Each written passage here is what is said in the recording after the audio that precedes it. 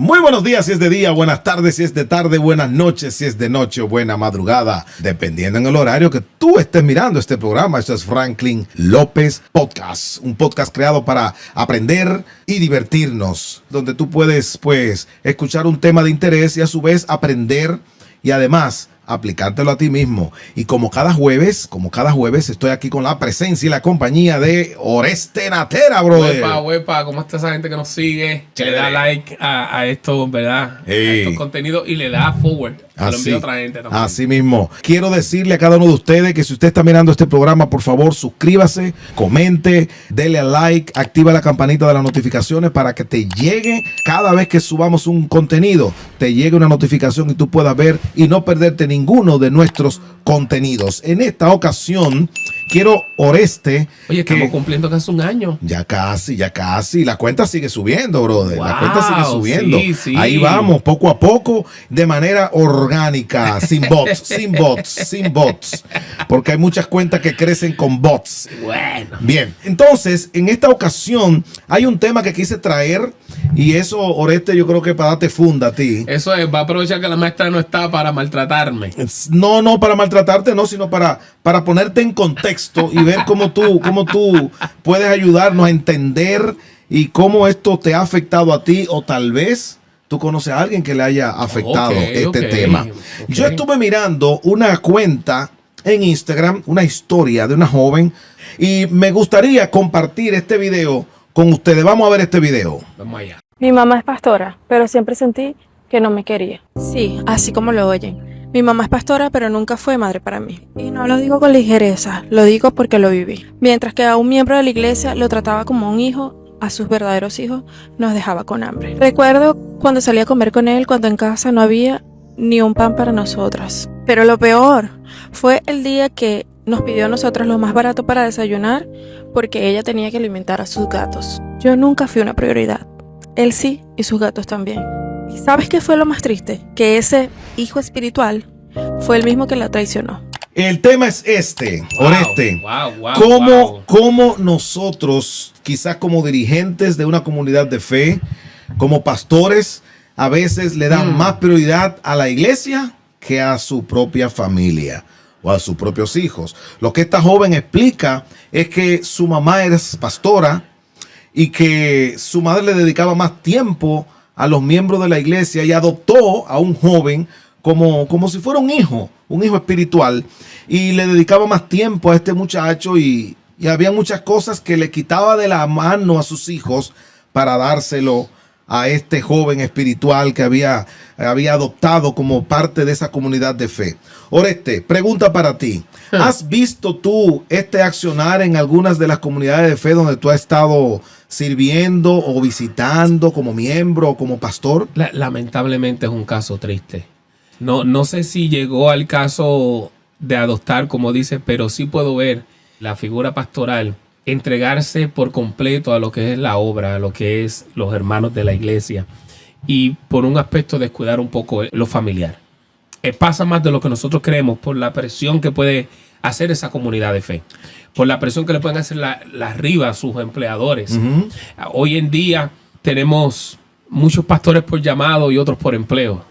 Espera. ¿Cómo es eso? ¿Pastores por empleo y pastores por llamado? Sí, ¿Cómo es? Explícame. Bueno, ponme en contexto, por favor. La vida pastoral en los últimos años se ha tratado de llevar a lo que es más una vida más profesional, en el sentido de que el pastor tiene que tener unas horas de oficina, el pastor tiene una estructura de una forma como tiene que acceder a los demás. En los tiempos donde yo crecía, que no es muy lejano a los tuyos tampoco, la figura pastoral lo era todo.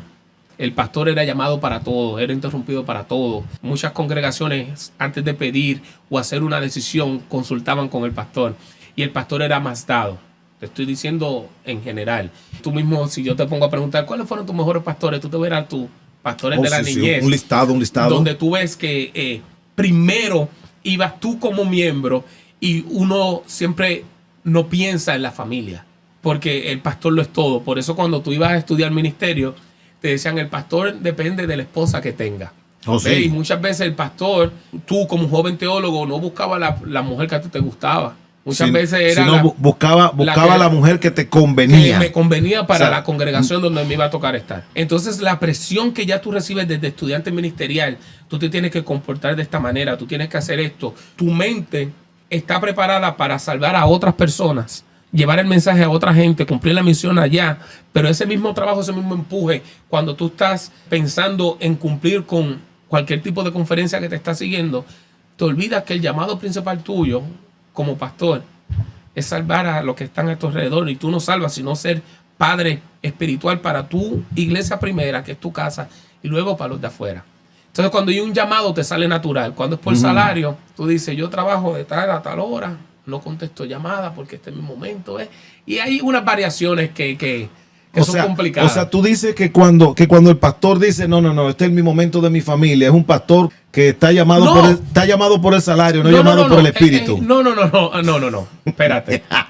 No coja mis palabras. Ponte claro. Es importante que el pastor organizado, el pastor que vive bajo un llamado, entiende que su llamado principal es ese espacio que tiene con su familia. Pero a la misma vez, como el pastor no debe descuidar su hogar, no debe descuidar tampoco el rebaño. ¿Qué pasa? Que hay pastores que tienen el llamado. Hay pastores que, aunque no pudieron ir este sábado a la iglesia, o domingo o miércoles, el día que le toque. Exacto. Tuve un pastor que está preocupado cómo fue el rebaño, quién faltó hoy, por qué faltó. Déjeme llamar a unos líderes, se lo visitó. Si hay un grupo hoy, mayormente las iglesias las comunidades de fe tienen sus grupos. Iglesia, no pude estar con ustedes hoy, pero qué bueno saber que todos están bien. Si hay alguien que necesita oración, reach out, ¿sabes? Búsqueme. Eso es llamado. O sea, el pastor ¿tú dices que el pastor que hace eso es el pastor que tiene llamado? Sí. Bueno, en el concepto bíblico sabemos lo que es un ungido y lo que es un llamado. Pero muchas veces hemos tratado de profesionalizar tanto al ministro que nos olvidamos de lo básico, que es atender, que es ministrar, que es ese cuidado espiritual. Hay pastores que se levantan a predicar un sermón que no tiene nada que ver con la iglesia, o no conocen a su congregación porque no han pasado tiempo con esa congregación. Entonces, ¿cómo tú puedes ser un ungido, un llamado, si tu llamado es cuidar el rebaño? Así mismo como tú cuidas tu rebaño, tú vas a cuidar de tu hogar. En la historia de esta joven, ella dice que lo dio todo por se sintió descuidada por su madre, que era pastora. Entonces, ¿será que hay algunos pastores que descuidan a su propia familia por los hijos de la fe? No, yo no diría eso. Yo sí diría que cuando Satanás ve que no puede entrarle al pastor por ningún lado, lo ataca por los hijos. ¿Tú crees? Y a los líderes, no solamente a los pastores. Esto pasa con cualquier persona que esté tomando una posición de liderazgo en la iglesia. Cuando Satanás no puede destruir a ese líder, le va a dar por los hijos. Eso está declarado. Y si no por los hijos, por la esposa, por el que abra la ventana. Oreste, tú eres hijo de pastor y también tú estudiaste teología, eres pastor. Mi pregunta para ti es la siguiente. ¿Será que en el tiempo que tú has estado como pastor has experimentado eso, o no como pastor, como hijo de pastor, has experimentado no que tu padre te descuidara, sino que tú sentías celos por la iglesia y tú sentías que te robaban a tu papá como padre y quizás tú olvidabas que él tenía un compromiso también con una congregación? Nosotros somos 4 hermanos, hay tres damas y tú eres el único varón. Yo soy el único varón. Y a cada caso le afectó diferente. Sí. ¿Cómo te afectó a ti?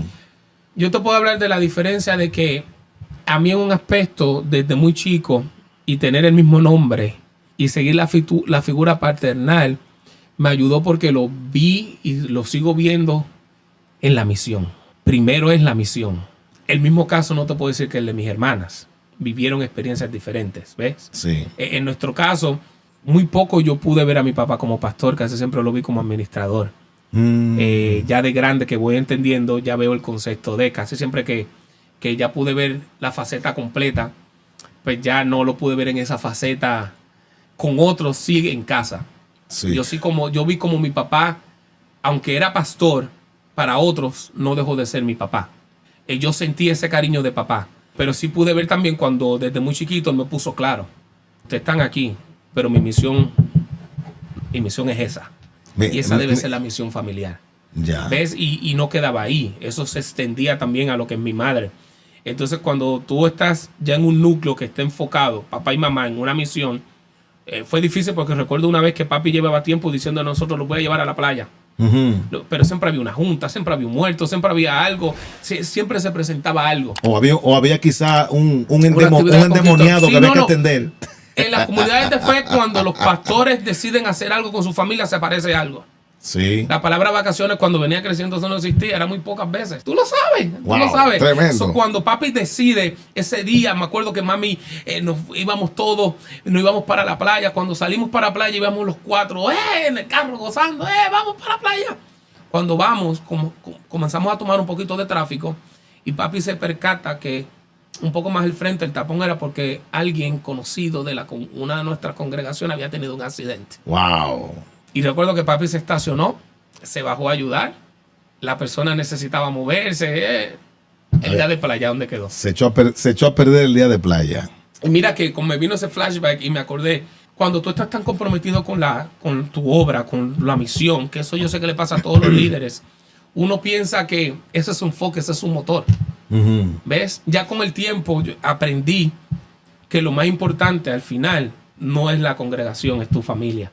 Porque tu familia va a reflejar como tú eres. Ejemplo, yo tengo compañeros, amigos que cuando predicaban, las esposas abajo, tú le veías los rostros diciendo... Pura mentira lo que te estás predicando. ¿Sabes? Hay veces cuando tú tienes que predicar que tú sabes que discutiste con tu señora antes de subir y tú dices algo allí y tú ves a tu esposa que te está mirando. Es difícil. Entonces esa misma presión que reciben lo vemos en nuestros hijos. Porque nuestros hijos nosotros queremos... tú eres el hijo de Naterita, te llaman Naterita, o te llaman, tú sabes, el hijo del pastor. Yo te puedo decir que en el núcleo de hijos pastores que yo crecí somos pocos los que nos hemos permanecido. Muchos terminan amando a su papá por aborreciendo las comunidades de fe. ¿Por qué tú crees que los hijos de los pastores aman a su padre y aborrecen la comunidad de fe? Es que es difícil, porque mira, Franklin, Satanás sabe que donde puede debilitar el liderazgo de cualquier hombre, cualquier líder o cualquier pastor, es a través de la familia. Y entonces crea esas barreras porque el hijo quiere a su papá, el hijo quiere compartir con su papá, el hijo quiere hacer cosas que no se le permite hacer porque es hijo del líder. ¿Ves? Lo más seguro tu hijo se quiere hacer un low fade, un recorte medio pegadito. o una línea. O una línea. No, eso no puede porque tú eres el hijo del pastor. Cuando tú eras hijo del pastor, que estabas pequeño, tú no te recortabas de esa manera. Una vez, papi era que me llevaba a la barbería. Una vez me llevó mi mamá y se descuidó y me dejó solo. Y yo le dije al barbero, hazme esto. Hazme un fade. Cuando mami va, que me ve con ese recorte así, me dice, está lindo, pásale la 1 completa. ¡Uepa! Y llegué yo así. Mami, ¿pero qué pasó? Eso no representa a tu papá. Entonces ya tú vas creciendo con la presión de que te tienes que conducir de una manera por lo que representa a tu papá. Es un problema. O sea, que tú tienes que comportarte de acuerdo a los intereses que tiene tu padre con su comunidad de fe y no como realmente tú quieres vivir. Sí, porque es que no se va a tratar de él, se trata de ti. ¿Me explico? Porque normalmente el ministro, el líder se va a comportar, pero no va a ser juzgado por cómo se comporta, va a ser juzgado por los que están cerca de él, cómo se conducen. El pastor puede ser excelente en su congregación, pero si la esposa no saluda a nadie, ¿ve? Entonces, por lo menos en la generación en la que yo venía creciendo, había un profesor que siempre nos decían, no busquen una esposa para la iglesia, busquen una esposa que te guste a ti. ¡Epa! Eso se me quedó, por eso yo me enamoré de mi flaca. No busquen hembras pensando en, esta va a ser la pastora. No, busque a alguien que te guste a ti como hombre, que va primero, porque así tú puedes crear un hogar que crea un balance. Claro, hay veces que hay más desbalance que balance. Sí. Pero los pastores, los hijos de nosotros como hijos de pastores, es una presión diferente. ¿Se sufre mucho siendo hijo de pastor? Sí. ¿Qué tipo de sufrimiento y qué tipo de presión reciben los hijos de los pastores? Bueno, es que tú no puedes hacer enojo en una cancha. Tú no puedes hablar de una película porque se supone que el hijo del pastor te está hablando cosas básicas. No ve película. No ve película, no puede hacer tu O sea, recorte. los hijos de pastores no ven película. No, claro. Y si tú no puedes comprarte unos tenis caros porque dicen, míralo ahí. Ahí van los diezmos míos. Te lo tiran en la cara. ¡Ey! Franklin, ¿En serio? Sí, ¿En serio? Sí. Entonces, nunca puede ser quien tú comienzas a desarrollar una coraza innecesaria, pero ya tú estás todo el tiempo en la defensiva. Porque si tú conduces, te haces algo en alguna congregación donde tú vas, va a ser señalado, pero tú no eres el pastor, no se supone que tú hagas eso. Mira que va a predicar tu papá, ven, siéntate, escucha, tú no puedes estar afuera. Y entonces es una presión, y no solamente a los pastores, cualquier líder, es una presión mayor, porque Satanás sabe que si destruye a la familia, destruye al líder. Sí. Si aleja a los hijos, debilita. Yo te puedo apostar que tú le puedes preguntar a cualquier líder cuál es su mayor sufrimiento. No te va a decir que una hermana o el primer anciano peleándome, o que tenemos problemas con la música, o que no que tenemos el dinero para el préstamo.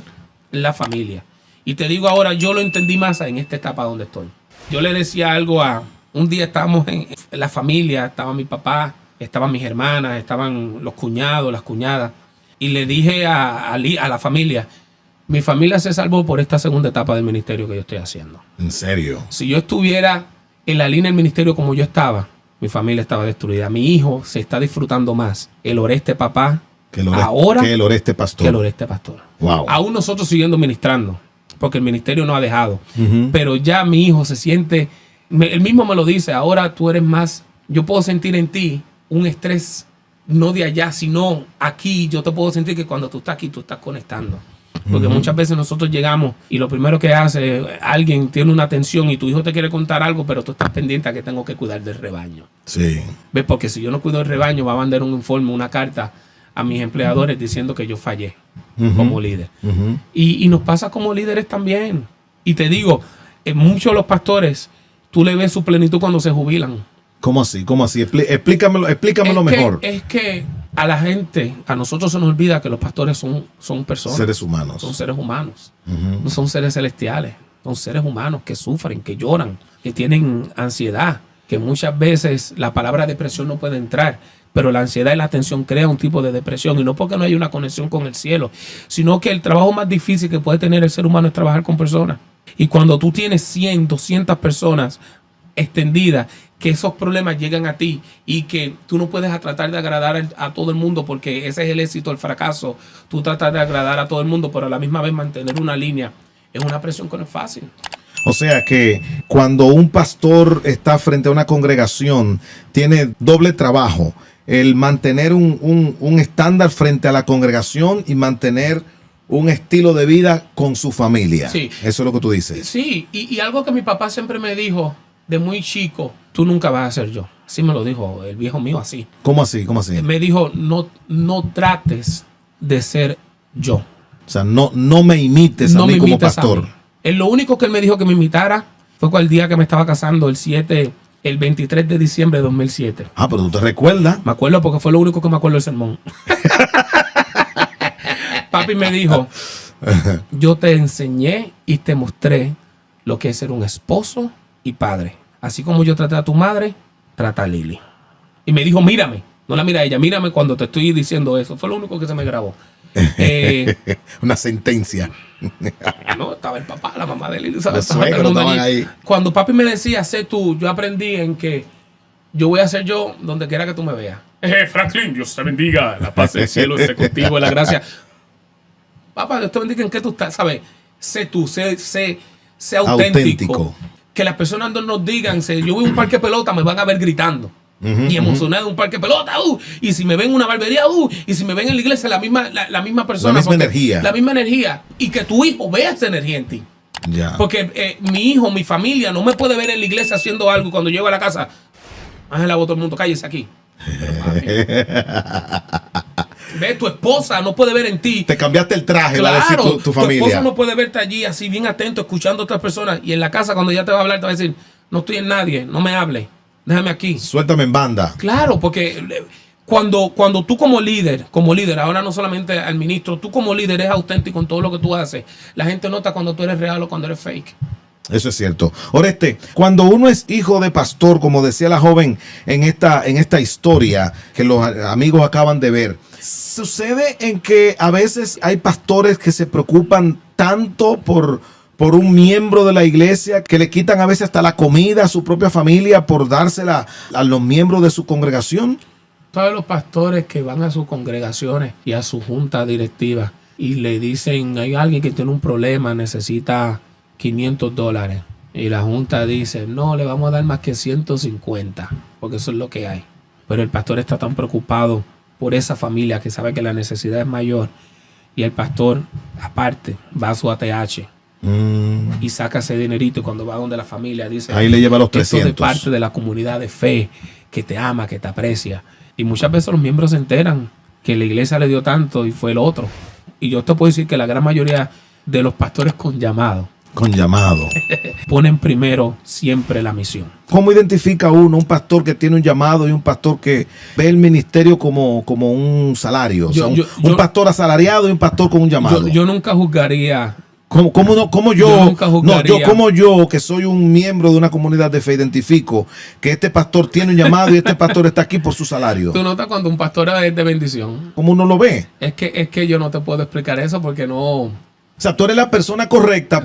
Número uno, porque eres hijo de pastor. Claro, y número dos, estudiaste teología, así eres pastor también. Pero es un gancho lo que tú me estás tirando. No. ¿Cómo uno identifica un pastor que tiene llamado y un pastor que está por el salario? Lamentablemente, hoy en día nosotros nos creemos medidores de la espiritualidad de la persona.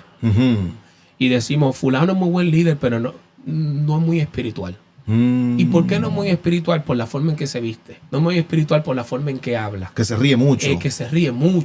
Y demasiado contento. Porque somos medidores de la espiritualidad de los demás. Cuídense mucho, que Dios les bendiga y nos vemos en la próxima. Esto fue Franklin López Podcast.